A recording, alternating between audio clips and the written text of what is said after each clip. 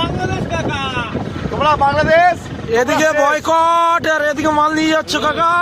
তোমরা সে গা ছমছম কি হয় কি হয়, এই বুঝিয়ে আমাদের কলকাতা দখল হয়ে যায়। এই যে সোশ্যাল মিডিয়ার কিছু ডন আছে না, এই বাংলাদেশে কিছু ডন সোশ্যাল মিডিয়ায় এরা একবারে বিশাল বড় গুন্ডা, লম্ফ জম্প এই সেই বিশাল বড় বড় ডায়লগ, আর সামনে এলে ভেজা বিড়াল। ঠিক আছে, এদের ইন্ডিয়া ছাড়া কোনো উপায় নেই, আছে কোনো উপায়? যতই মুখে মুখে লম্প জম্প দিই, এই মাল ইন্ডিয়া থেকে নিতেই হবে। এত কম দামে এত সস্তায় কেউ পাবে না, আর মালের কোয়ালিটিও তো একটা থাকে না। ওই নেবে চায়না ফাইনা থেকে ওই মালই দেবে। ওদের দেশে যা কেউ ওই ড্রেনে ফেলে দিচ্ছে সব বস্তা পচা মাল, ওই সব এইসব দেশে পাঠিয়ে দেবে বাংলাদেশে। সেই জন্য দেখো, আমাদের একটা ইতিহাস আছে ভারতের। কি, ভারত আজ অব্দি কোনো দেশে প্রথম আক্রমণ করে, আজ অব্দি কোনো দেশে আর কেউ করলে তাকে ছেড়েও দেয়নি। ঠিক আছে না, পৃথিবীর চতুর্থ বড় আর্মি কিন্তু আমাদের।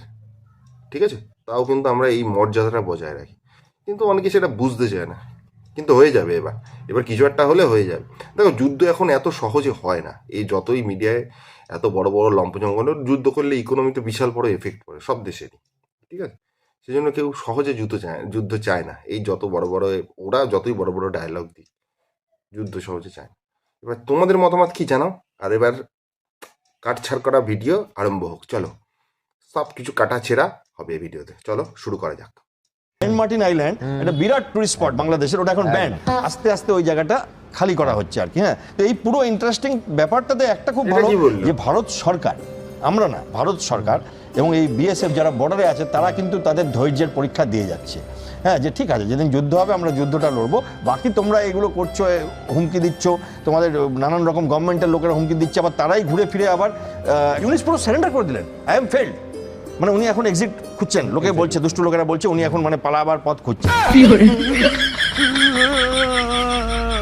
এটা কি? হ্যাঁ, এটা কি শুনছি? ইউনিস এখন দেশ ছেড়ে পালাবার পথ খুঁজছে? ঠিকই, দেশের সিস্টেম তো ফেল হয়েছে, ওদের দেশের সিস্টেম এখন পুরো ফেল। আর ওখানকার লোকেরা সোশ্যাল মিডিয়ায় হম্বি তম্বি দিচ্ছে, কি এই করে দেবো ওই করে দেবো, এই দখল বই দখল। দেখো, আমাদের এখানে বিএসএফ না একটা সিস্টেমে চলে, একটা অর্গানাইজেশন, তো পুরো দেশের আইন অনুযায়ী চলে। ঠিক আছে, পুরো দেশের আইন অনুযায়ী চলে তারা। তাহাই ওরা এই নামে বাজে কথা, ওর নামে এই হুমকি দেয় না, তাই না? ওদের অফিসিয়ালরা আছে, তারা যে ডিসিশন নেবে, ওপর গভর্নমেন্ট থেকে যে ডিসিশন আসবে সেই অনুযায়ী ওরা কাজ করবে।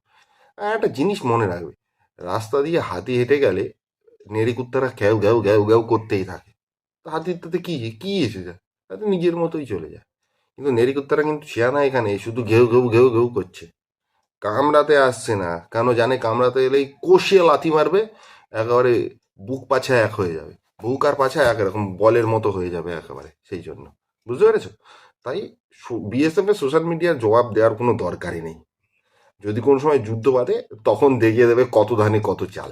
ঠিক আছে, কত ধানে কত চাল, তাহলে তখন দেখিয়ে দেবে। কারণ ওরা এখন বাংলাদেশ এখন হচ্ছে ফাঁকা গলছি, কিচ্ছু নেই, বাজে বেশি ফাঁকা গলছি, মানে কিচ্ছু নেই।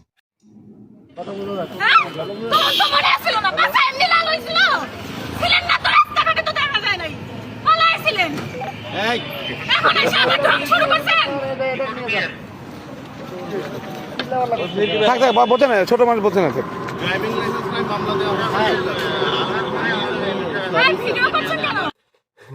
যেমন দেশের পুলিশ, তার তেমন পাবলিক। একদল ছিল যারা দেশে এমার্জেন্সি পড়েছিল, যখন পুরো অরাজকতা সৃষ্টি হয়েছে তখন পালিয়ে গেছে, ভেতরে ঢুকে গেছে। ঠিক আছে, আর আরেক দল ছিল তখন যার কাছ থেকে পেরেছে লাইসেন্স চাইছে, সাইকেল চালিয়ে যাচ্ছে, কোনো রিক্সাওয়ালা যাচ্ছে, লাইসেন্স দাও, লাইসেন্স দাও, সেই ঠিক বলেছে। আর এখন এরা বাইক করে, বাইকে হেলমেট লাইসেন্স ছাড়া বেরিয়েছে, পুলিশ ধরেছে, বলছে হ্যাঁ কোথায় ছিলেন, হ্যাঁ পাশা লাল হয়ে গেছিল, পাশা লাল হয়ে গেছিল, ঠিকই তো কথা, তখন তো পালিয়ে গেছিল, পাশা লাল হয়ে গেছিল, হ্যাঁ, আর এখন লাইসেন্স চাইছেন। আমরা দেশের স্বাধীনতা নিচ্ছি, আমাদের কাছে লাইসেন্স চাইছে না, আমরা যা ইচ্ছে করেছি এমন ভাবে ইচ্ছে যাও। যে দেশে আইন থাকে না, সে দেশের এরকমই হয়। আপু, আপনি কন পারবে এইসব এইসব অবস্থা আপনার দেশের পুলিশ সৈন্যের? এরা নাকি কলকাতা দখল করবে, এরা কলকাতা দখল করবে, কি অবস্থা!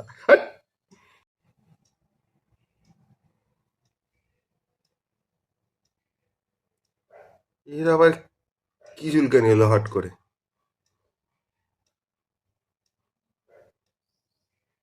কাম নেই কাজ নেই, থেকে থেকে গিয়ে উংলি করছে।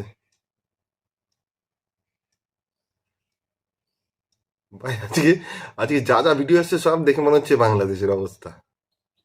দেখো কোনো দরকার নেই, ঠিক আছে, দেখো কোনো দরকার নেই, গিয়ে খালি খালি খালি খালি এরকম চুলকাচ্ছে। বাসটা হচ্ছে ভারত আর এ মালটা হচ্ছে বাংলাদেশ, পুরো সেম অবস্থাটা কিনা বলো, দেখো ভেবে দেখো, মানে পজিশনটা অবস্থাটা ভেবে দেখো, পুরো বাসটা হচ্ছে ভারত, এটা হচ্ছে বাংলাদেশ।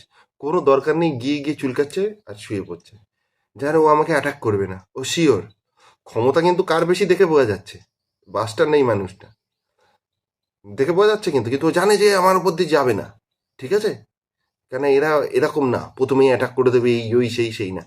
তাই আমি যত পারি একটু চুলকে দিই, ওই চুলকে দিয়ে সোশ্যাল মিডিয়া স্টার হবো, আমরা এই করেছি ওই করে, কিন্তু আমাদের তো ক্ষমতা জিরো, আমাদের তো ক্ষমতা জিরো, শুধু খোঁচাতেই পারবো আমরা।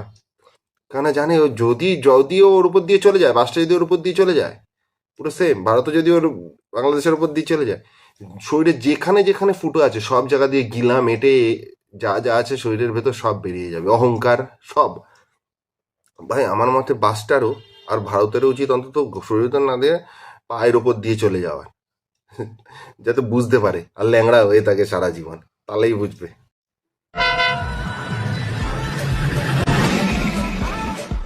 আরে কাকা শান্ত হও, শান্ত হও, এত উত্তেজিত হওয়ার কিছু নেই।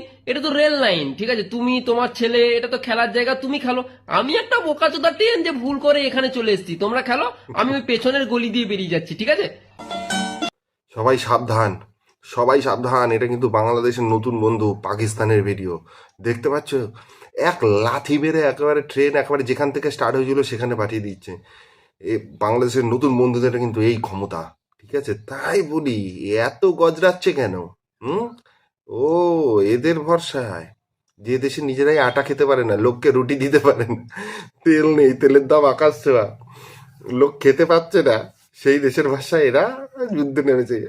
তার কার সাথে? ভারতের সাথে ক্যাচাল করছে, যাদের সাথে ভালো সম্পর্ক রাখলে শুধু বাংলাদেশের না ভারতেরও লাভ, এটা ঠিক কথা, ভারতেরও লাভ, দু দেশেরই লাভ।